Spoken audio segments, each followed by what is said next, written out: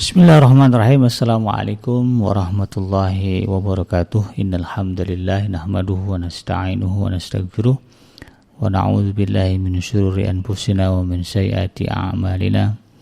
May yahdihillahu fala mudhillalah wa may yudlilhu fala hadiyalah.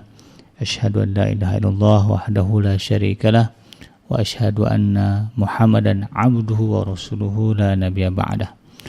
Allahumma salli wa sallim ala hadzal nabiyil karim wa ala alihi wa ashabihi wa man tabi'ahum bi ihsanin ila yaumiddin. Wa qala Allah ta'ala fi kitabihil karim, ya ayyuhallazina amanu taqullaha haqqa tuqatih wa la tamutunna illa wa antum muslimun. Ya al-haq adkhalna mudkhala sidqin wa akhrajna mukhraja sidqin waj'alna min ladunka sultanan nasira. Ja'al haqq wa zahaqal batil innal batila kana zahuqa. Ya alim, Allahumma alimna ma yanfa'una wa anfa'na bima 'allamtana wa zidna ilma wa arana al-haqqa haqqa warzuqna ittiba'ah wa arana al-batila batila warzuqna ijtinabah. Rabbi shrah li sadri wa yassir li amri wahlul 'uqdatam min lisani yafqahu qawli. Rabbana innana amanna faghfir lana dzunubana wa qina adzabannar. Amma ba'd. Alhamdulillah, segala puji dan syukur adalah milik Allah, Tuhan semesta alam yang telah menciptakan kita dari tidak ada menjadi ada, dan karena rahmat dari Allah Subhanahu wa taala kembali hari ini kita berjumpa di udara di gelombang 1044 AM iDream Radio Successful Muslim Family dalam program Tarbiyatul Aulad, ya, atau pendidikan anak-anak. Tidak lupa kita baca salawat dan salam. Allahumma salli ala Sayyidina Muhammad wa ala ali Sayyidina Muhammad. Assalamualaikum ayuhan Nabi wa rahmatullahi wabarakatuh. Semoga Allah terima salawat dan salam yang kita baca dan dilimpah curahkan kepada para nabi, para rasul, wabil khusus ya Rasulullah Muhammad sallallahu alaihi wasallam, yang merupakan nabi dan rasul terakhir yang Allah utus ke alam dunia. Semoga kita termasuk orang yang akan berbahagia, ya, nanti bisa bertemu dengan Allah di yaumul mahsyar dalam keadaan sejahtera, dijauhkan dari api neraka, dimasukkan ke dalam surga, dipertemukan dengan Rasulullah sallallahu alaihi wasallam di tepi sebuah telaga yang sangat indah, di bawah sebuah pohon yang sangat rindang, insyaallah. Amin ya rabbal alamin. Sahabat yang dirahmati Allah dimanapun Anda berada, melanjutkan kajian kita dalam pembahasan buku yang ditulis oleh Dr. Syekh Dr. Abdullah Nasih Alwan dalam buku yang berjudul Tarbiyatul Aulad fil Islam, atau pendidikan anak di dalam Islam. Hari ini kita akan mengangkat tema tentang membangun kesadaran bagi orang tua di dalam mendidik anak. Jadi ini tema yang akan kita angkat. Kenapa? Karena tidak kita pungkiri bahwa hari ini, ya, banyak kenakalan-kenakalan, ya, atau kasus-kasus kekerasan, kejahatan, ya, tindakan kriminal yang pelakunya adalah melibatkan anak-anak, ya. Itu semua terjadi karena itu tadi, adanya faktor keteledoran orang tua mereka di dalam mendidik, ya, anak-anak mereka. Tentu kalau berbicara faktor banyak, ya. Kenapa ada orang tua yang kemudian mengabaikan atau melalaikan atau katakanlah teledor, ya, dalam urusan pendidikan anak-anak mereka. Kalau mau bicara siapa yang salah, ya banyaklah, ya.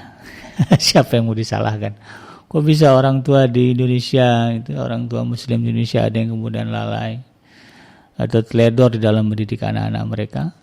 Yang kalau berbicara siapa yang salah, ya banyak, ya, yang mau kita salahkan. Tapi tentu kita tidak ingin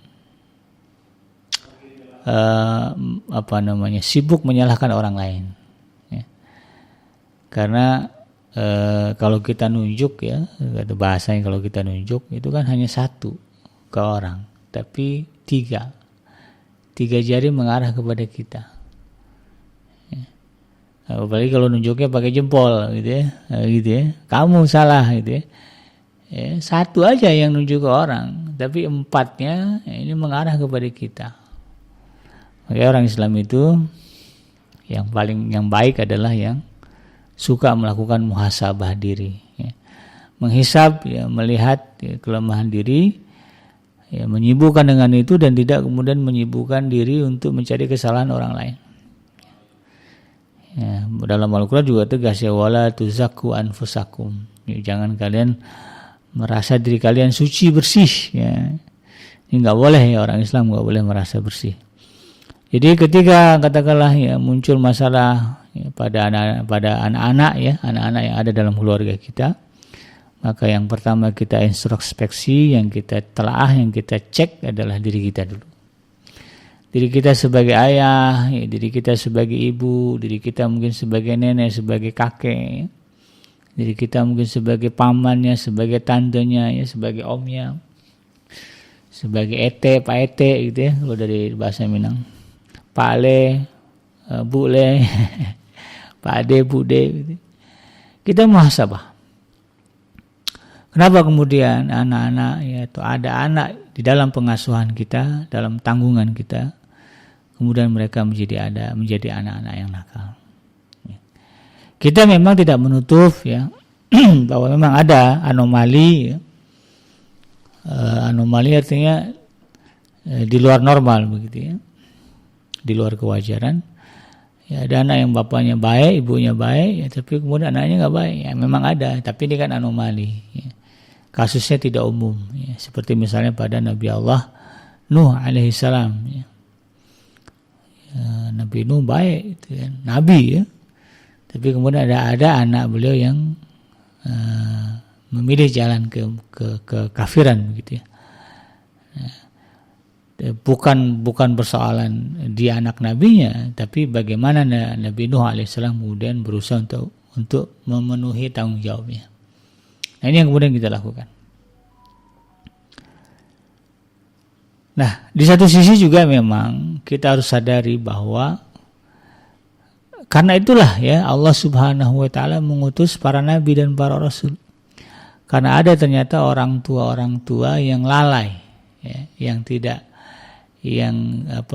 ketika dulu dia muda, ketika dia pada waktu prime time-nya, waktu utamanya di usia mudanya, waktu gagah-gagahnya, hebat-hebatnya untuk belajar, mereka kemudian tidak mendapatkan pengajaran yang tepat.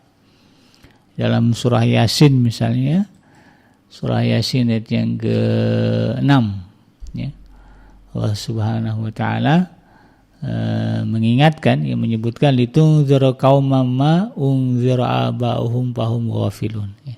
Agar engkau Muhammad, diutusnya Rasulullah SAW, memberikan peringatan kepada satu kaum yang bapak-bapak mereka dulu belum pernah mendengarkan peringatan.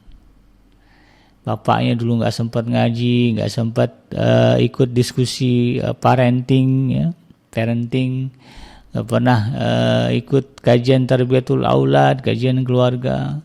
Lalu kemudian tahu-tahu punya anak begitu, sehingga kemudian dia melalaikan pendidikan anak-anak mereka. Nah, oleh karena itu kemudian saking banyaknya model-model orang begini, gitu banyaknya kaum-kaum yang seperti ini, Allah Subhanahu wa taala karena rahmatnya, karena sayangnya kepada manusia, Allah mengutus para nabi dan para rasul.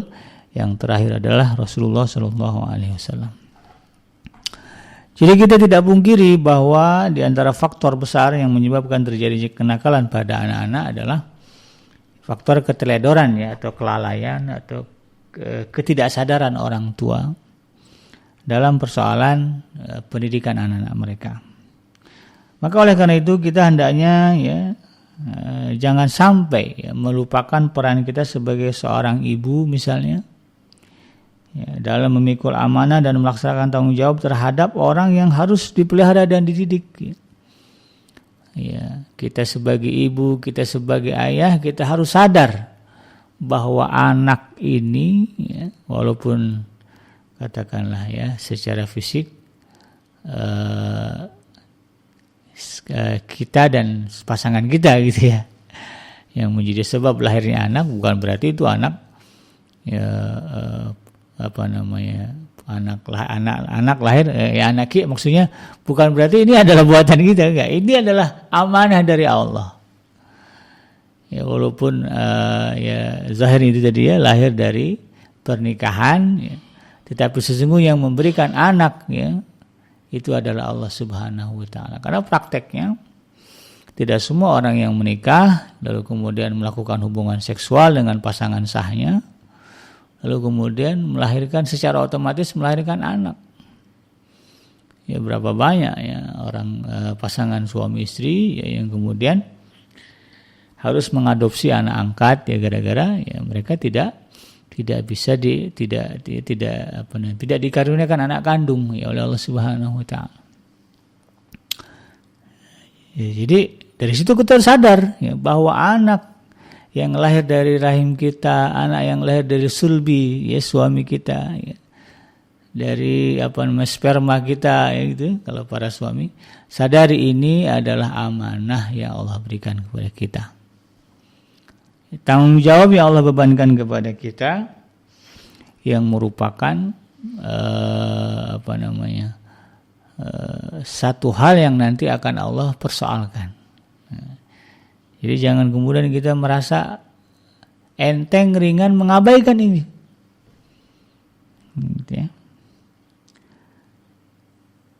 Ini ada sebuah pepatah ya dari kaum bangsa Arab yang mengatakan ya kurang lebih beginilah ya. Ibu adalah sekolah yang jika engkau telah mempersiapkannya, berarti engkau telah mempersiapkan satu bangsa yang mempunyai akar-akar yang baik. Nah, makanya kan ada istilah al-um madrasatul ula. Ibu itu adalah lembaga pendidikan pertama. Ya, sekolah pertama bagi anak-anak itu adalah ibu. Maka dalam hal ini ya sebelum kita beranjak kepada ayah, gitu ya, kita terutama Anda ya yang berstatus sebagai ibu ya, harus memahami bahwa anak adalah tanggung jawab dan amanah dari Allah Subhanahu wa taala yang harus kemudian kita jaga dan pelihara ya, agar ia menjadi anak yang baik, anak yang diridhoi oleh Allah Subhanahu wa taala. Ya. Maka kita harus sadari bahwa kita adalah ya, para ibu terutama ini ya, adalah insan-insan ya hamba-hamba yang sedang mempersiapkan hamba-hamba Allah juga gitu. Jadi kalau ibu ya begitu kemudian berjibaku bagaimana memastikan anak ya, yang Allah amanahkan ini menjadi anak yang baik, maka sesungguhnya ya kita sudah menjadi bagian dari pembentukan satu umat ya. Karena Rasulullah Allah Subhanahu wa taala mengatakan kuntum khairu ummatin ukhrijat linnas. Kamu adalah umat terbaik yang Allah keluarkan bagi manusia. Ya, umat terbaik ini akan terbentuk ya atau dibentuk dari itu tadi ya individu-individu, person-person ya dari ibu-ibu yang kemudian juga menyadari bahwa mereka adalah orang-orang yang terbaik. Nah, adapun seorang ibu dalam memikul tanggung jawab sama seperti seorang bapak. Ya, bahkan tanggung jawab ibu ya kalau kita telah di dalam syariat, di dalam agama ya cenderung lebih penting dan besar. Nah, ya. Jadi kalau di-compare antara ayah ya peran ayah dan peran ibu di dalam pendidikan anak ya dalam tanda kutip pendidikan anak, maka sesungguhnya ya, kalau kita lihat dari penjelasan-penjelasan Al-Quran, penjelasan-penjelasan hadis ya, peran ibu itu sangat penting dan sangat besar. Ya. Sangat penting dan sangat besar. Kenapa? Karena memang seorang ibu ya, senantiasa mendampingi anak-anak mereka sejak mereka dilahirkan sampailah kemudian anak ini dewasa dan menikah. Ya.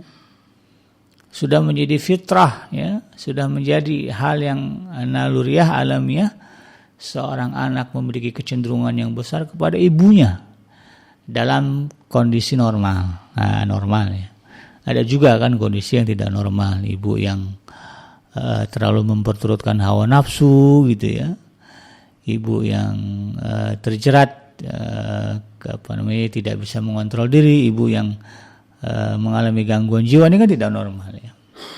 Tapi dalam kondisi normal, ya, seorang anak ya akan memiliki kecenderungan yang lebih besar untuk lebih dekat kepada ibunya. Ya, yang paling mudah lah ya, hadis kan menegaskan begitu. Ketika sahabat bertanya, siapa yang patut ya, saya perlakukan dengan baik, wahai Rasulullah? Yang pertama adalah ibu, yang kedua ibu, yang ketiga ibu, baru yang keempat adalah ayah. Ini menunjukkan betapa besar dan pentingnya peran seorang ibu dalam membentuk karakter setiap anak. Rasulullah SAW ya, bahkan menyendirikan tanggung jawab seorang ibu dalam sebuah hadisnya, di mana Rasulullah SAW mengatakan, al-um ra'iyah, ya, ibu itu adalah pemimpin. Nah, ya. Fi baiti zaujiha, di rumah suaminya. Wa mas'ulatun, dan ibu ini akan menjadi orang yang akan ditanya oleh Allah Subhanahu wa taala ar-ra'iyatiha, terkait dengan bagaimana ia memimpin rumah tangganya. Jadi ada 4 bagian khusus ya, di mana Rasulullah SAW mengatakan seorang ibu sejatinya adalah pemimpin dalam rumah tangga suaminya. Ya, jadi ini kemudian harus kita pahami dan kita sadari. Ada 2. Yang pertama, ini harus menjadi kebanggaan ya, bahwa ternyata Rasulullah SAW mempercayakan ya, kepemimpinan rumah tangga dalam tanda kutip ya, lajunya ya, jalannya rumah tangga ini kepada ibu. Ya, kalau kita lihat single parentnya ayah dengan single parentnya ibu beda. Ya. Biasanya single parentnya ibu cenderung lebih tangguh, ya, lebih tough, lebih kuat, dan lebih berhasil membentuk anak-anaknya. Tapi kalau single parent ayah, ya adalah yang sukses-sukses, yang bagus-bagus, tetapi umumnya fail, umumnya gagal gitu. Ya karena memang itu, ya. Ya wajar karena ibu itu merasakan anak itu dari mulai alak, ya. Ya, sesuatu menempelnya ya, sperma dengan sel telur begitu, sampai kemudian jadi janin, jadi bayi, lalu lahir, disusukan, dikasih makan ibu gitu. Darah seorang ibu mengalir dalam tubuh setiap anak. Nah, wajar lah begitu ya kalau kemudian Rasulullah SAW menyendirikan tanggung jawab dalam rumah tangga itu kepada seorang wanita atau seorang ibu. Nah, hal tersebut ya dimaksudkan untuk menciptakan rasa tolong menolong ya bersama dengan para ayah dalam menyiapkan generasi dan mendidik anak-anak. Jadi jangan sampai ibu merasakan pemimpin keluarga itu suami, nah, gitu ya. Lalu kemudian si ibu lepas tangan, ya, mau kayak gimana anaknya, mau seperti apa anaknya, kemudian dia lepas tangannya, nggak boleh. Karena Rasulullah mengatakan pada sejatinya ibu juga bagian dari pemimpin. Ayah kepala rumah tangga, ibu juga bagian dari kepemimpinan ayah itu. Ya, kalau dalam negara ada presiden, ada wapres, ya, ada wakil presiden. Ya, ayah sebagai kepala rumah tangga, maka ibu sebagai wakil kepala rumah tangga. Dua-duanya sama akan dipertanggungjawabkan.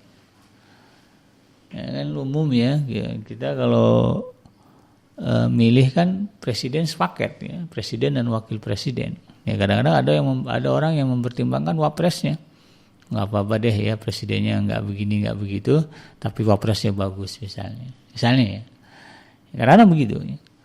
Maka dalam hal ini juga kita harus menyadari bahwa ya, Anda para ibu juga merupakan bagian dari kepemimpinan dalam keluarga. Dan yang paling penting kita harus sadari bahwa konsep di dalam Islam itu ta'awun. Ya Allah perintahkannya ta'awanu 'alal birri wat taqwa. Ya. Hendaknya kalian saling tolong menolong, membantu dalam urusan kebaikan dan takwa. Asumsi kita, persepsi kita jangan hanya sebatas berbicara konteks di luar rumah ya. Ada tetangga susah kita bantu.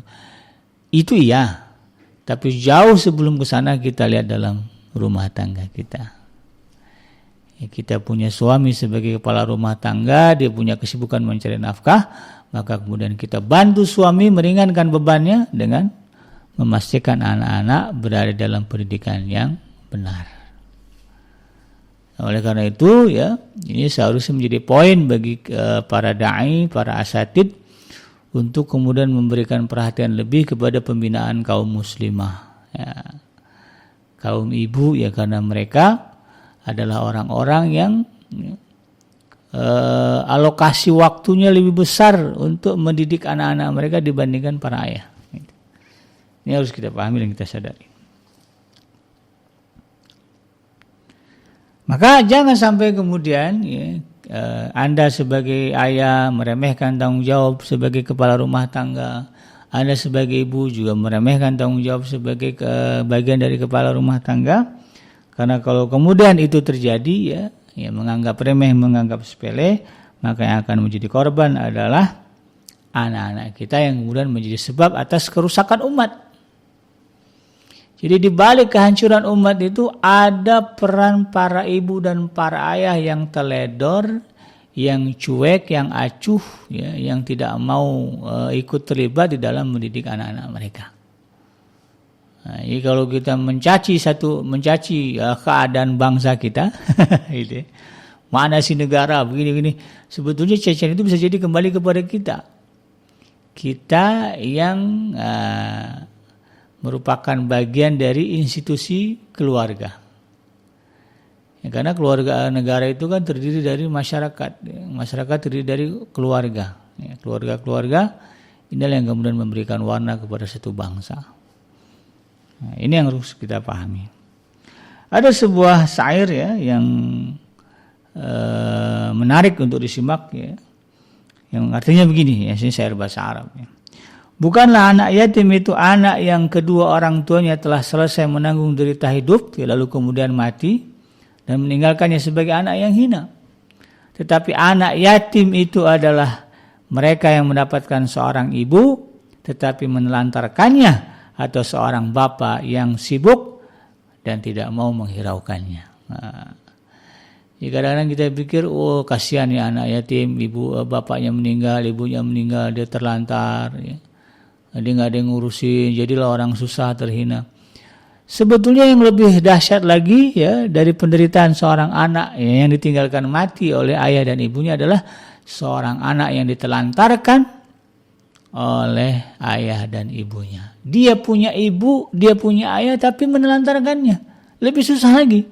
Kalau anak yatim, nah ibu bapaknya meninggal, banyak orang yang kemudian akan menampung.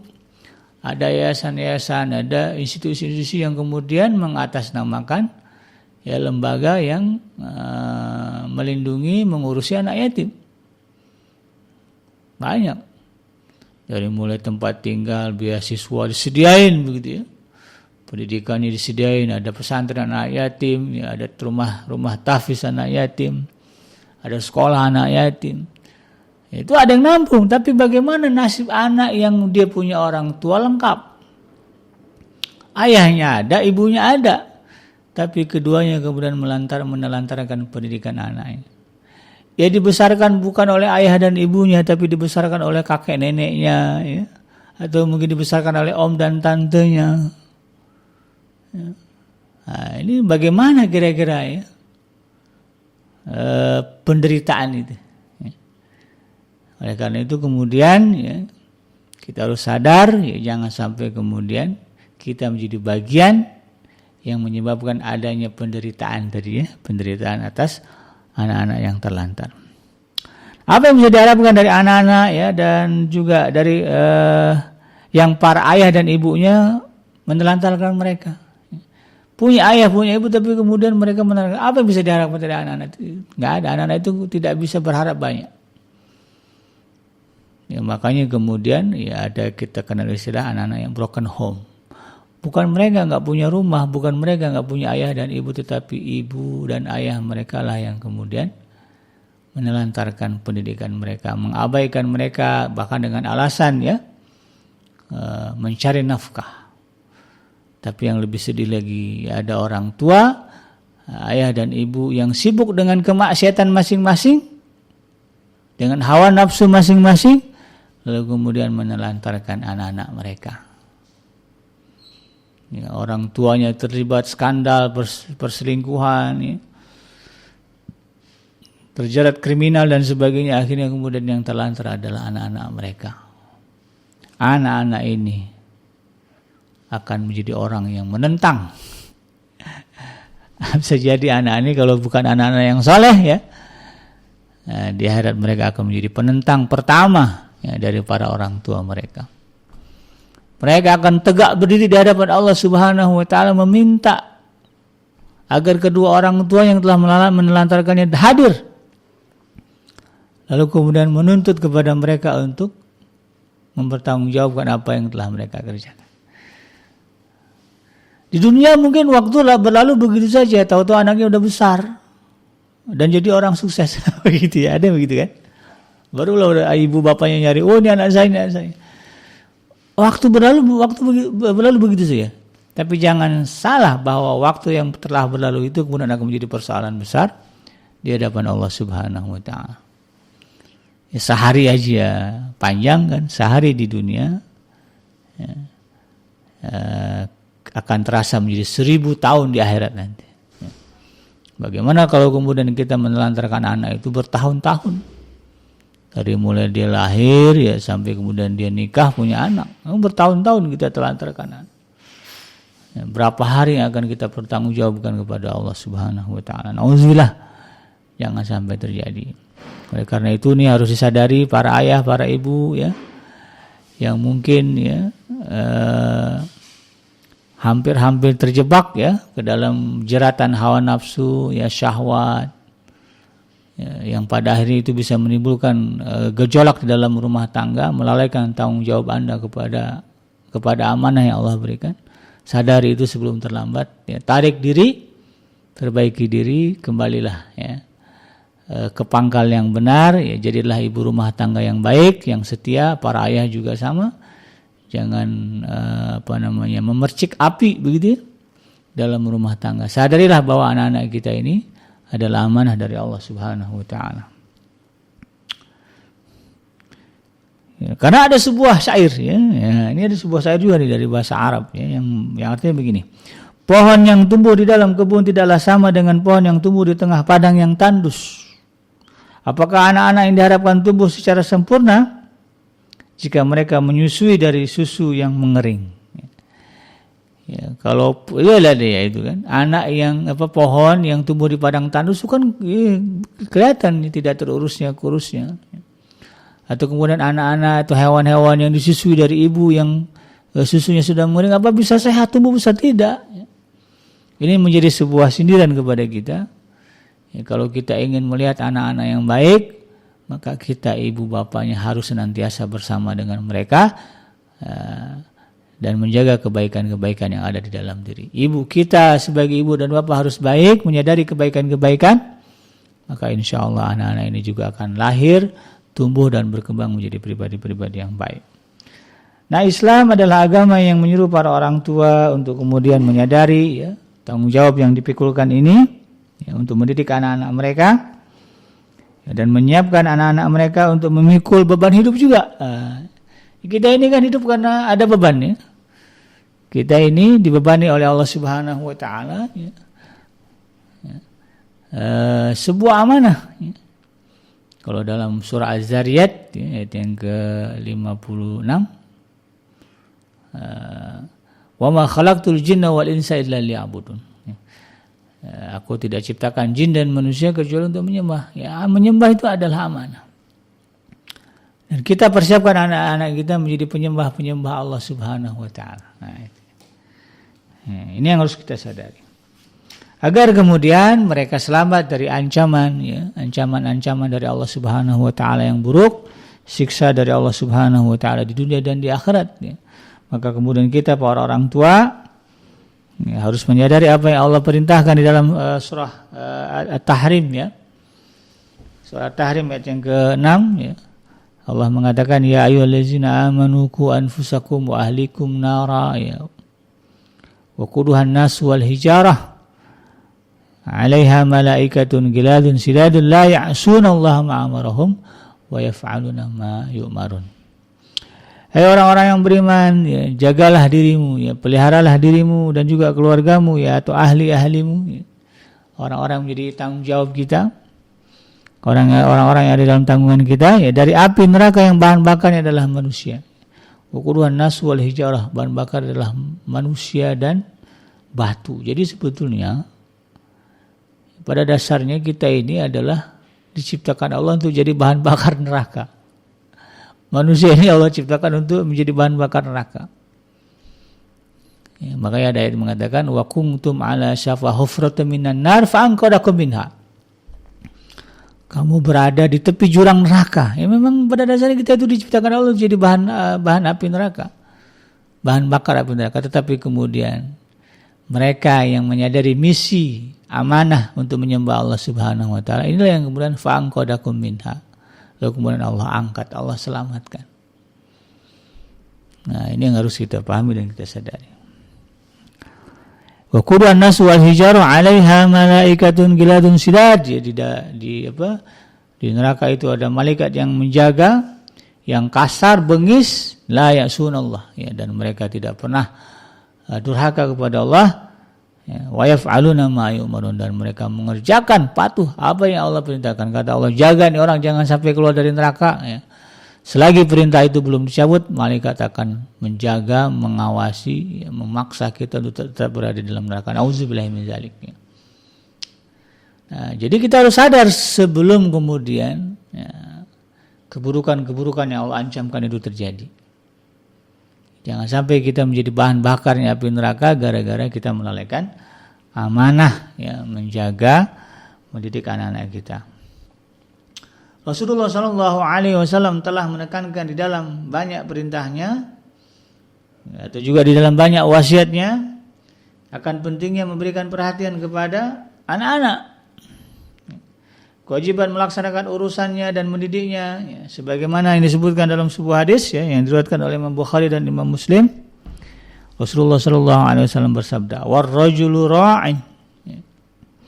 Dan laki-laki itu adalah pemimpin ala ahlihi, kepada keluarganya, wa huwa mas'ulun ar-ra'iyati, dan dia pasti akan ditanya oleh Allah Subhanahu wa taala tentang bagaimana cara, ya, bagaimana dia memimpin keluarganya.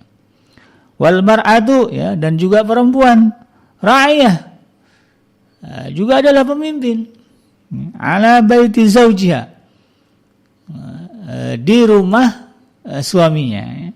Wahya mas'ulatun ar-ra'iyati, dan dia juga tidak akan luput dari permintaan, ya, pertanggungjawaban dari Allah Subhanahu wa taala. Maka kemudian dalam hadis yang lain, ya, yang diriwayatkan oleh Ibnu Majah, Rasulullah SAW mengatakan, "Adibu auladakum wa ahsinu adabahum." Ya. Didiklah, ya, ajarkanlah adab kepada anak-anak kalian, ya, wa ahsinu adabahum, ya, dengan pendidikan adab yang baik. Nah, jadi disinilah kemudian kita membuktikan kesadaran kita. Ketika kita sudah sadar, ya Allah, ya, saya nggak mau jadi bahan bakarnya api neraka gara-gara melalaikan, ya, tanggung jawab kita sebagai orang tua terhadap anak. Maka kemudian actionnya, aksi nyatanya, ya, outputnya, ya, adalah kita kemudian melakukan serangkaian tindakan, serangkaian upaya dan usaha, ya, aksi nyata untuk kemudian mengajarkan anak-anak kita adab, ya, adab yang baik, tingkah laku yang baik, ya, interaksi yang baik, ya, komunikasi yang baik dengan anak-anak kita. Bahkan Rasulullah SAW juga menegaskan dalam hadis yang lain, ya, yang diriwayatkan oleh Abdul Razzaq dan Sa'id bin Mansur, Rasulullah mengatakan, "Allimu auladakum wa ahlikumul khair wa addibuhum." Ya. Ajarkanlah kebaikan kepada anak-anak kamu dan didiklah mereka dengan adab yang baik. Ya. Ajarkan kepada mereka adab. Jadi alimu, ajarkan kepada mereka ilmu pengetahuan, ya, anak-anak kalian itu. Tetapi kemudian ilmu pengetahuan ini juga dilengkapi, disempurnakan dengan apa? Wa'adibuhum, dan ajarkan kepada mereka adab. Kadang-kadang ada orang yang pintar tapi adabnya kurang. Nah, ini juga jadi persoalan, begitu, ya. Ya, bagus ngitung angka-angkanya, rumus-rumusnya matematika, tetapi sama guru ya tidak tahu sopan santun ya. Sama teman ya tidak tahu kasih sayang. Sama orang tua sering membantah. Ini kan adabnya tidak baik. Nah, ini juga jadi satu persoalan. Oleh karena itu kemudian sempurnakan ilmu-ilmu ya, kursus-kursus, les-les ya, yang kita berikan kepada anak kita dengan adab. Jadi harus balance. Kalau kita masukkan les menghitung ya, les matematika ya, ada aritmatika, ada les kimia, les fisika, maka anak ini juga harus kita pastikan ya, adabnya, akhlaknya ya, terjaga dan terpelihara. Dia harus tahu mana akhlak yang baik, mana akhlak yang buruk. Prakteknya gimana? Ya, kalau kita ngerti, ya, kita tahu, kita paham, kita luangkan waktu mengajarkan kepada anak kita. Saya paham bikin saya ngerti, tapi waktu nggak ada, ya, karena harus sibuk cari uang. Maka carilah orang yang memahami bagaimana mendidik, mengajarkan adab kepada anak kita. Maka serahkan kepada mereka sambil kita pantau. Nah, zaman sekarang kan begitu ya, orang tua sibuk cari uang, lalu kemudian kebersamaan dengan anak-anak menjadi kurang. Ya, makanya kemudian laris ya sekolah-sekolah sekolah-sekolah Islam ya, terpadu, madrasah, pesantren, ya, boarding school dan sebagainya, yang di dalamnya ada pendidikan-pendidikan yang tidak mengabaikan pendidikan agama atau adab. Rasulullah SAW juga menegaskan, muru auladakum bimtisalil awamir. Ya. Perintahkan anak-anak kalian untuk menaati perintah-perintah Allah dan menjauhi wajtinabi nawahi. Jadi kata Rasulullah SAW, muru auladakum bimtisalil awamir. Ajarkan, perintahkan kepada anak-anak kalian hal-hal yang memang menjadi perintah dari Allah Subhanahu wa taala. Wajtinabi nawahi, dan juga ajarkan kepada mereka untuk kemudian patuh kepada larangan-larangan Allah Subhanahu wa taala. Fadzalika wiqayatul lahu minan nar, maka itu yang akan kemudian menjaga mereka dari api neraka. Ini kalau disambungkan dengan firman Allah ya, ku anfusakum wa ahlikum naro, maka hadis ini kemudian menjadi prakteknya. Prakteknya adalah kita perintahkan ya. Kita ajak anak-anak kita untuk sama-sama mematuhi ya, apa yang Allah perintahkan kepada kita sebagai manusia, dan kemudian juga mematuhi segala sesuatu yang Allah larang kepada kita.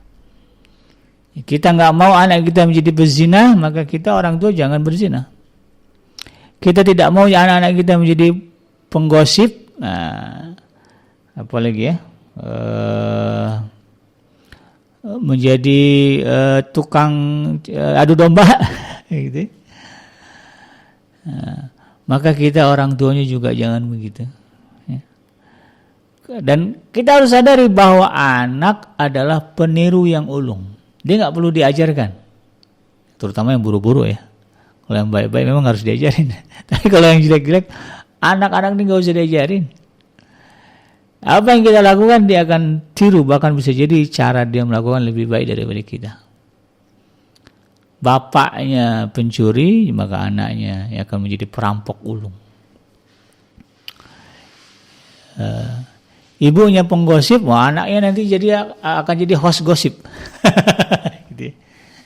Ibunya rajin gosip di rumah, anaknya tahu, udah gedenya itu anak jadi apa? Host. Ya. Host acara gosip.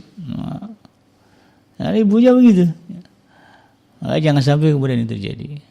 Maka mulai dari diri kita untuk kemudian ya, memperbaiki situasi dan kondisi apa yang ada pada anak kita. Bagaimana kondisi orang tua ya, yang kemudian katakanlah pernah melakukan kesalahan ya, dan anak-anak tahu gitu ya bahwa itu adalah kesalahan. Maka supaya kemudian konsep pendidikan ini berjalan sebagaimana diharapkan, langkahnya adalah orang tua ya minta maaf kepada anak. Ya, kalau selama ini kita lalai mengurusi anak-anak kita ya, karena hawa nafsu kita mungkin ya, karena kebodohan kita, atau karena mungkin persoalan-persoalan yang kita hadapi begitu berat, maka kemudian ya sampaikanlah, ya mintalah ya permohonan maaf kepada anak kita. Gak usah gengsi gitu ya untuk minta maaf kepada anak-anak kita. Katakanlah kita baru ngeh setelah anak kita usianya SMA ya. Dari SD sampai SMP kita nggak perhatiin, ya. Dekati mereka, peluk mereka, belai mereka, cium mereka dengan penuh kasih sayang sebagai orang tua. Sampaikanlah permintaan maaf kepada anak-anak mereka. Nak, ya, kakak, adik, ya. Ayah, ibu baru sadar, begitu kan? Ternyata ketika kamu SMP, ketika kamu SD, SMP, ayah dan ibu lupa. Lupa untuk senantiasa berada di sisi kamu, mendengarkan keluh kesah kamu. Karena selama ini ayah sibuk dengan pekerjaan, ibu sibuk dengan sosialitanya, gitu ya. Akui sajalah. Ya. Karena pengakuan itu kemudian akan memberikan, bisa jadi ya, akan memberikan kesadaran kepada anak-anak bahwa ternyata orang tuanya sesungguhnya menyayangi mereka. Karena kenapa anak-anak itu jadi broken? Karena dalam pikiran mereka, dalam bawah sadar mereka, yang ada adalah orang tuanya nggak sayang kepada mereka. Padahal sejatinya, ya, kalau dalam kondisi normal, ya sejahat-jahatnya orang tua punya kasih sayang kepada anak. Ya, karena itu ya Allah tanamkan. Gitu. Sedangkan singa saja, ya macan gitu ya. Macan ini kan garang ya. Sedemikian garangnya tetapi dia punya rasa sayang kepada anaknya. Kalau dalam hadisnya apa? Sampai diangkat ya kakinya demi menyusui anak-anaknya, jangan sampai tertimpa kakinya. Apalagi manusia gitu ya. Jadi ketika anak-anak ini merasa orang tua saya ini sebetulnya nggak sayang. Nah, ini yang kemudian membuat mereka menjadi kecewa, dan kemudian sebagai sebagian anak kekecewaan itu kemudian diluahkan dalam bentuk kenakalan. Tapi ada anak-anak yang kemudian Allah ya, sayangi, Allah bimbing, ya, kekecewaan mereka kemudian disalurkan kepada hal-hal yang positif. Ada yang begitu. Ya. Bisa jadi itu doa dari kakeknya, ya, doa dari kiai-kiainya, guru-guru ngajinya. Ya. Dia tahu nih guru ngajinya anak ini orang tuanya bermasalah, didoain ya, sama guru ngajinya. Umi, ustazah, ustaz doakan semoga Allah Subhanahu Wa Taala melindungi kamu, menjaga kamu tetap dalam kebaikan. Bisa jadi nih anak yang begini kemudian walaupun dia punya kekecewaan yang besar kepada orang tuanya, kemudian ya, atas doa dari orang-orang saleh ini mereka terjaga. Nah, ini keberuntungan juga gitu. Makanya ya tiang-tiang penyangga kebaikan anak itu banyak ya. Selain orang tua juga lingkungan. Ya, makanya kan dalam Islam itu ada istilah aljar qabla dar. Ya, perhatikan tetangga sebelum membeli rumah. Ya, kalau membeli rumah cek lingkungan dulu. Jauh nggak ke masjid, gitu ya. Kalau jauh ke masjid, wah jangan deh. Gitu ya. Kira-kira di situ ada nggak madrasah, ya tempat ngaji anak-anak kita. Sebagaimana lingkungan di tetangga-tetangganya, ada nggak yang pecandu narkoba, gitu ya. Ini daerahnya daerah apa nih gitu ya. Apakah suka ada dangdutan? Maaf bukan dangdutan ya. Ada kemaksiatan setiap malam-malam tertentu gitu ya, bikin heboh dan sebagainya. Itu cek. Kalau ternyata tidak ada, wah ini dicari. Kadang-kadang susah tuh bikin jin jadi kayak gitu itu. Bantu dengan doa ya, baca doa sebagaimana doanya Nabi Allah Nuh. Allahumma anzilna munzalan mubarakan wa anta khairul munzilin. Kalau mau beli rumah doanya gitu ya, ya Allah, Allahumma anzilna munzalan mubarakan wa anta khairul munzilin. Ya Allah, ya, tempatkanlah kami di tempat yang penuh dengan keberkahan, karena Engkau adalah sebaik-baik pemberi tempat. Nah, itu ya. Ya, doa begitu insya Allah nanti Allah akan arahkan ya, mana lingkungan-lingkungan yang kemudian bisa menjadi tempat tinggal kita. Ya. Tapi basicnya itu ya. Ya karena bisa jadi mungkin kita satu saat lalai gitu ya. Istri kita juga lalai, nah, tapi karena lingkungan bagus, anak-anak ini kemudian tidak terjerumus kepada lingkungan yang buruk ya. Ada tetangga yang mengasihinya, mendoakannya, lalu kemudian dia tidak jadi meluahkan kekecewaannya kepada hal-hal yang kita sifati dengan kenakalan. Nah, itu ya. Sebagai terakhir penutup ya, Rasulullah sallallahu alaihi wasallam bersabda, "Adibu auladakum ala thalasi khisal." Ya. Didiklah anak-anak kamu atas 3 hal. Apa itu? Hubbi nabiyikum, yang pertama ya, ajarkan mereka kecintaan kepada nabi kalian. Yang kedua, wa hubbi ali baiti, dan kecintaan kepada keluarga nabi.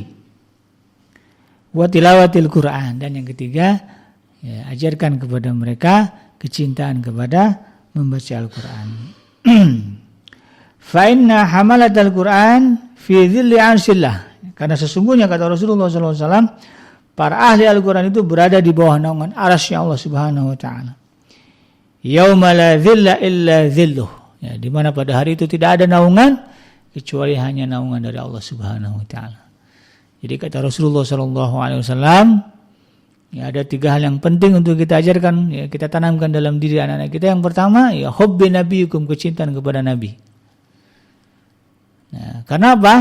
Anak-anak ini kan dia biasanya mengidolakan. Ya, ada fase dalam diri mereka akan mencari idola. Siapa orang-orang yang akan dia idolakan? Maka sebaik-baik idola bagi anak-anak kita adalah nabi kita, nabi mereka. Siapa?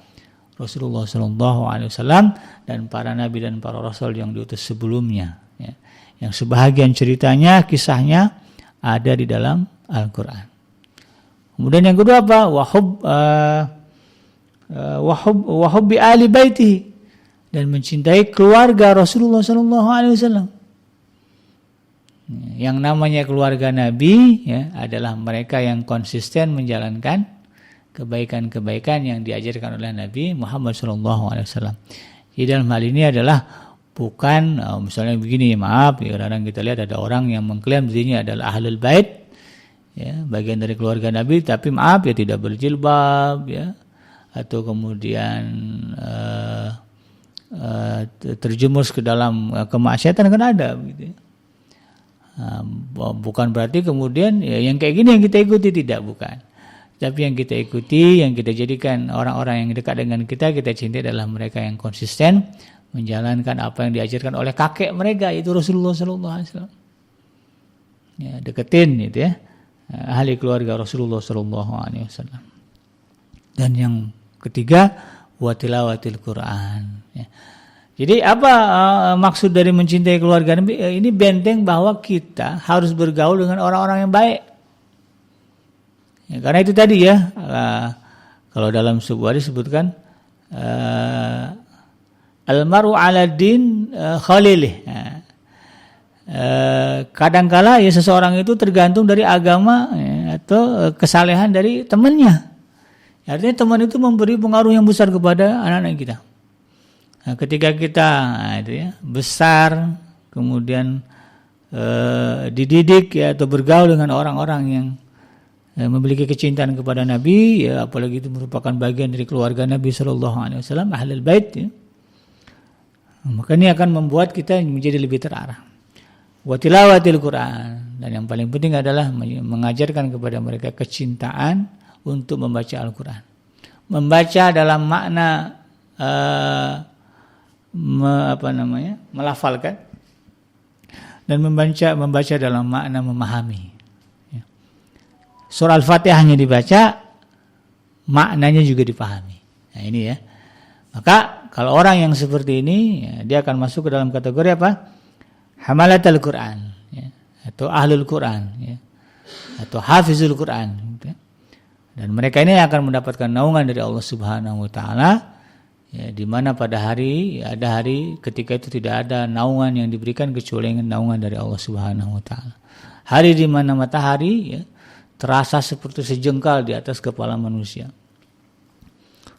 Sedangkan jarak sekarang ribuan kilometer, ya mungkin jutaan kilometer, ya, naik aja suhunya 40 derajat kewalahan kita. Apalagi kalau kemudian matahari ya, berada 1 jengkal di atas kepala kita. Maka hari itu ya, tidak ada yang merasa aman ya, dari panas itu kecuali mereka yang Allah berikan naungan. Salah satu orang yang akan Allah beri naungan adalah hamlatul Quran, ya. Mereka yang merupakan bagian dari ahlul Quran, ya, yang senantiasa membaca, memahami dan menghafalkan apa yang disebutkan di dalam Al-Quran. Demikian sahabat Edrim yang dirahmati Allah, mudah-mudahan bermanfaat ya. Yang benar datangnya dari Allah Subhanahu wa taala, yang salah semata-mata lahir dari kealfaan dan kehilafan saya pribadi. Saya bikin pamit undur. Subhanakallahumma rabbana wa bihamdika asyhadu an la ilaha illa anta astaghfiruka wa atubu ilaik. Walhamdulillahirabbil alamin. Wassalamualaikum warahmatullahi wabarakatuh.